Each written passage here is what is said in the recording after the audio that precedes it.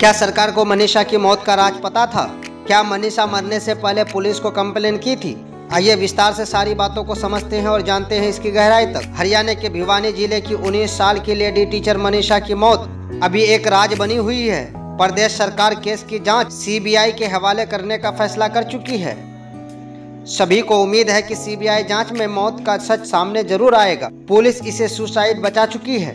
CM Nayab Singh Saini से लेकर भाजपा के और सारे नेताओं तक मनीषा की मौत को लेकर लगातार अलग अलग बयानबाजी हो रही है। ऐसे में सवाल उठ रहे हैं कि क्या सरकार को मनीषा की मौत का राज पता था? विधानसभा के मानसून सत्र में कांग्रेस इस मामले पर हंगामा कर चुकी है। लगातार हो रही राजनीति से परेशान होकर मनीषा के पिता संजय वीडियो जारी कर राजनीति न करने की अपील कर चुके हैं।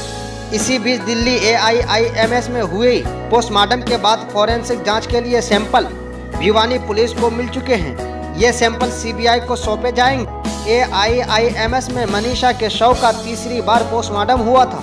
पहली बार भिवानी अस्पताल और दूसरी बार रोहतक PGI में पोस्टमार्टम करवाया गया है। अब बात करते हैं मनीषा की मौत को लेकर।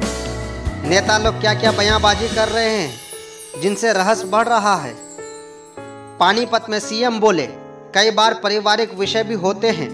रविवार को पानीपत पहुंचे सीएम नायब सैनी ने कहा, विपक्ष के पास कोई मुद्दा नहीं है। हमने कहा है कि मनीषा हमारी बिटिया, हमारी गुड़िया थी, उस पर राजनीति नहीं होनी चाहिए। हम चर्चा के लिए तैयार हैं। हर बात का जवाब सरकार देगी। सीएम ने कहा, कई बार पारिवारिक विषय भी इस प्रकार के होते हैं। मेडिकल रिपोर्ट में भी आया कि मनीषा ने दुकान से दवाई ली थी। ये जो सारी बातें मैं आप लोगों को बता रहा हूँ, ये सारी बातें सोशल मीडिया से ली गई हुई खबर है। हालांकि इन सारी बातों को हमारा चैनल पुष्टि नहीं करता है। अगली अपडेट पाने के लिए चैनल को सब्सक्राइब करके रखें। धन्यवाद।